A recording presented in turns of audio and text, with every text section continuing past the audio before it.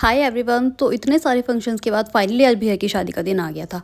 अब क्योंकि मुझे मेरी तीनों नंदों हम चारों को ही मेकअप कराना था, तो हम अप्रॉक्स 3 बजे से आई गेस रेडी होना स्टार्ट हो गए थे। सबसे पहले मैं रेडी हुई थी क्योंकि मुझे घर के और भी बाकी सारे काम करने थे। उसके बाद वन बाय वन बाकी तीनों लोग भी रेडी हो गए थे और यहाँ ऑलमोस्ट हमें रेडी होते होते 6 बज चुके थे। भैया ने नहाना स्टार्ट कर दिया था, बैंड वाले भी आ ही चुके थे और यहाँ पर उनके नहाने के बाद मैं फटाफट रेडी होकर आ गई थी अपना काम करने के लिए, जो कि मेरा काम था भैया को तैयार करना, श्रृंगार करना, सुरमा लगाना और नेक लेना। इन सब के बाद हम फटाफट डांस करना स्टार्ट करके निकल पड़े थे उनकी निकासी के लिए। और बाकी जो भी प्रोसेस होता है आगे चलकर कुएं के पास जाना होता है, कुछ छोटी मोटी रस्में होती हैं उनको करने के लिए। तो हम नाचते नाचते ये सारी रस्में वगैरह करते हुए गए थे और हमने काफ़ी सारी जगह रुक रुक कर बहुत ही सारा डांस किया गाइस, बहुत ही ज़्यादा मज़ा आया। हमारे यहाँ ऐसे ही होता है, रुक रुक कर धीरे धीरे ही बारात जो है वो आगे बढ़ती है। कुएं पर जाना होता है सबसे पहले अपने घर से निकलकर, वहाँ पर कुछ रस्म होती है उसे करना होता है और लड़का जो दूल्हा होता है वो अपनी मम्मी या दादी आई गेस, मुझे याद नहीं आ रहा एग्जैक्टली, उनसे बोलता है कि मैं जा रहा हूँ और बहू लेके आऊँगा। वहाँ से निकलकर हमारे वेन्यू पे पहुँचकर ऑलमोस्ट 1.5 से 2 किलोमीटर की डिस्टेंस पर दूल्हा रेडी हो गया था बारात चढ़ाने के लिए और यहाँ पर हमारी बारात चली। खुशियों की सौगात लेके चली मैं। तो शादी अब मेरे देवर की है और इस जनरेशन में अगर इस सॉन्ग पर डांस नहीं किया तो फिर क्या फ़ायदा। तो मैंने भी इस सॉन्ग पर छोटी सी परफॉर्मेंस दे ही दी और सब लोग बहुत ही ज़्यादा खुश थे मेरी परफॉर्मेंस देने के बाद। मुझे खुद को भी मज़ा आया एंड यस भैया भी चाहते ही थे कि मैं उनके लिए इस वाले सॉन्ग पर छोटी सी परफॉर्मेंस दूं। तो हमने डांस किया और फिर हम लोग आगे बढ़े। धीरे धीरे हम लोगों ने बीच में काफ़ी सारा फ़ोटो शूट्स भी कराए। शूट्स करने के बाद हम लोगों ने कॉन्टीन्यूसली काफ़ी सारा डांस किया। We have not stop for even a minute. अब बारात ऑलमोस्ट वेन्यू के सामने आ ही चुकी थी और जहाँ पर जमकर आतिशबाजी हो रही थी, स्काई रॉकेट्स चल रहे थे और बहुत ही ज़्यादा प्यारा व्यू था इस टाइम पर आसमान का। और ये देखो, अच्छा एक और चीज़, आप में से किस किस के यहाँ पर सेम इसी तरह की बारात निकाली जाती है जिसमें आप मुंह से गाने गाने वाले होते हैं, मुझे कमेंट में ज़रूर बताना, ठीक है। तो अब उसके बाद चला ये वाला गाना, हमने इस पर भी खूब सारा एंजॉय किया। देखो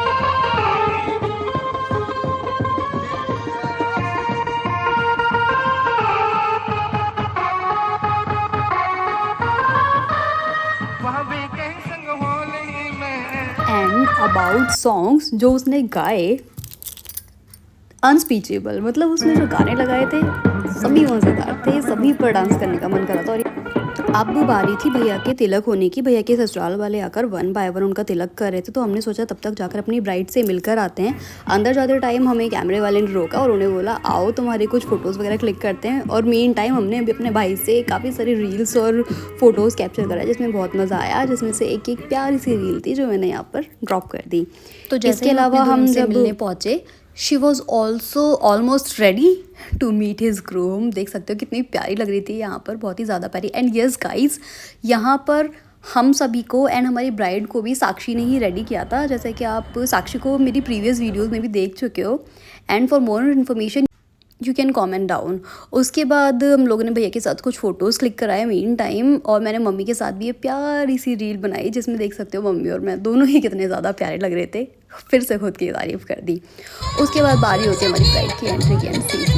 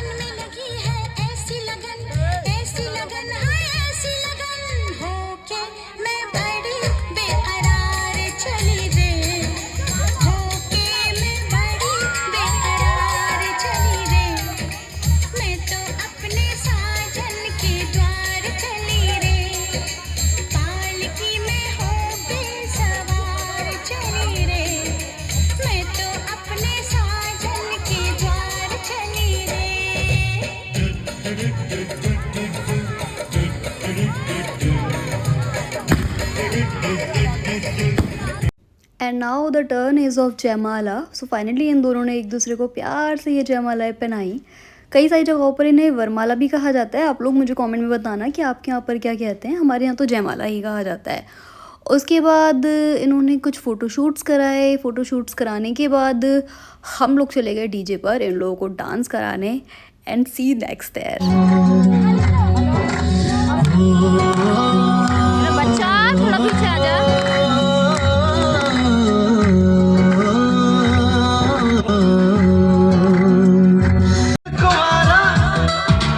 फिर गया मारा हंस गया देखो ये बेचारा एक कुआरा ये मारा हंस गया देखो ये बेचारा 2 दिन की है ये चांदनी फिर प्यारी प्यारी रात है तू मान जा दूल्हे राजा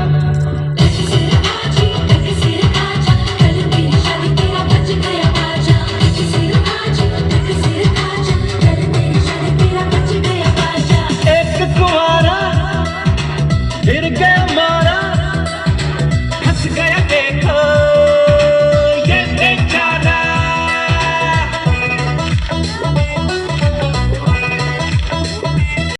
तो यहाँ पर हम लोगों ने फिर से लोगों के साथ बहुत ही ज़्यादा डांस किया और बहुत ही फनी सभी लोग इंजॉय कर रहे थे हम लोगों के साथ साथ। धड़कन में छोरू मेरी आंखों में छोरू और यहाँ हमने वही सॉन्ग वापस रिपीट कर दिया था।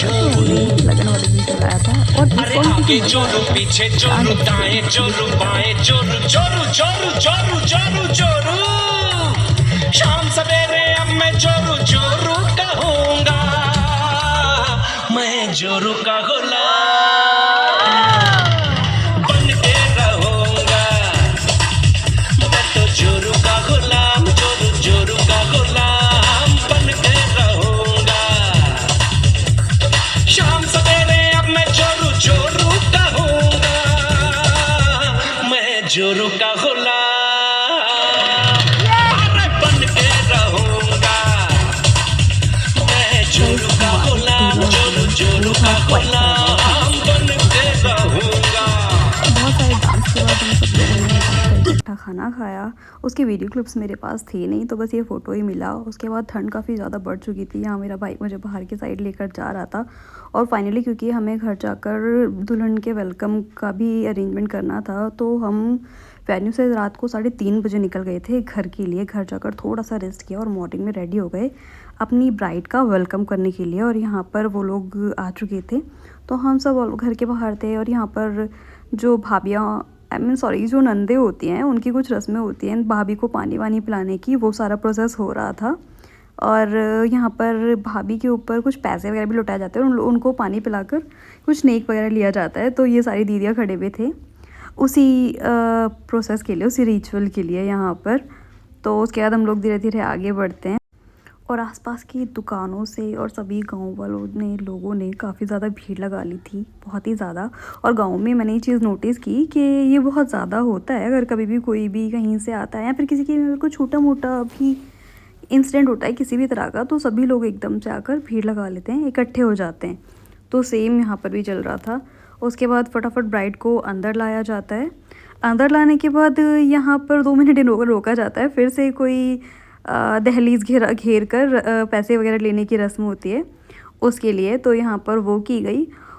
तो यहाँ पर दहलीज घेरती हैं बहनें जो दूल्हे की बहन होती हैं और वो दहलीज के अंदर दूल्हे को और दुल्हन को भाई भाभी को तभी जाने देती हैं जब उन्हें नेक मिल जाता है दहलीज गिराई का। और यहाँ पर हम रेडी थे अपनी ब्राइड का वेलकम करने के लिए। बट वेलकम करने से पहले यहाँ पर एक और रस्म होती है। जो घर का सबसे छोटा बेटा होता है, लास्ट शादी होती है अगर उसकी, तो जो मम्मी होती हैं वो दूल्हा और दुल्हन को अपनी गोद में बिठाती हैं। तो वो वाली रस्म होनी थी। और यहाँ पर कुछ पुए वगैरह बनाए जाते हैं और लुटाए भी जाते हैं और साथ में पैसे भी लुटाए जाते हैं। तो हमें ये फ़र्स्ट टाइम ही था और पांडे यहाँ पर मम्मी से बहुत मज़े ले रहे थे कि उन्हें क्यों नहीं बिठाया, ये वो करके मुझे छोटा बनाओ और मुझे भी बिठाओ। खैर ये सारा हंसी मजाक चलता रहा और फाइनली पुए वगैरह पैसे सब एक साथ ही लुटने लगे थे। उसके बाद फाइनली टाइम आ गया था ब्राइड को अंदर इन मेन रूम एंटर कराने का। और यहाँ पर फुल डेकोरेशन जो है वो रेडी थी, जैसे कि आप लोग देख सकते हो। तो यहाँ पर हमने अपनी ब्राइड से रिबन कटिंग कराया। और यहाँ पर भी एक और चीज़, हमारा जो घर है वो उसके 2 डोर्स हैं। एक हमारी जो खाली जगह है, जैसे कि आपने मेरे प्रीवियस वीडियोस में देखा है, उस तरफ, और एक मेन गेट की। तो उन दोनों गेट से गांव के रैंडम पीपल्स और बच्चे सभी लोग आकर इस तरह से इकट्ठे हुए थे। गांव में कोई भी किसी के घरों में ऐसे ही घुस जाता है, मुझे नहीं पता सभी जगह ऐसा होता है, फिर हमारे यहाँ पर ही हो रहा था, या फिर ये किसी स्पेशल ओकेजन पर ही होता है। रेस्ट आप देखिए ज़रा, डेकोरेशन कितना प्यारा था। यहाँ पर हमने उसके फुटप्रिंट्स लेने थे, तो हमने उसके लिए भी एक जो है वेलकम जो फैब्रिक होता है उसको नीचे बिछा रखा था। मम्मी ने उसकी आरती की, फिर चावल से भरा हुआ लोटा यहाँ पर रखा गया, जिसे सीधे पैर से आगे बढ़ाते हुए उसको आलता की जो थाली होती है उसमें दोनों पैर रखकर अपने फुटप्रिंट्स उस कपड़े पर देकर उसको आगे बढ़ना था। बट उसको लहंगा कैरी करने में इतनी ज़्यादा प्रॉब्लम हो रही थी, क्योंकि लहंगा बहुत ही ज़्यादा हैवी था, बहुत ही ज़्यादा, जिसकी वजह से दोनों दीदी ने साइड से उसके लहंगे को पकड़ा, तब जाकर वो थोड़ी सी आगे बढ़ पाई थी। और इस तरह से वो धीरे धीरे आगे बढ़ती है, और फिर उसने अपने पैरों के प्यारे से फुटप्रिंट्स वहाँ पर दिए। एंड जो पैरों के फुटप्रिंट्स लेना होता है, ये भी कोई इजी चीज़ नहीं होती है। It's like a big task, क्योंकि आपको सारे पैर अच्छे से डिप करने होते हैं ताकि फुटप्रिंट्स जो हैं वो प्रॉपर आ पाएँ वहाँ पर।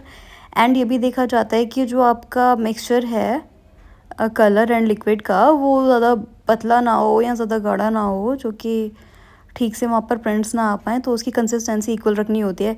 उसके बाद वो धीरे धीरे आगे बढ़ती है, एंड वापस उसके लहंगे को संभालना पड़ रहा था क्योंकि वो चल ही नहीं पा रही थी। और देखो डेकोरेशन जो है वो बहुत ही प्यारा था, और किसी ने साथ साथ वहाँ पर ये प्यारा सा सॉन्ग भी प्ले कर दिया था।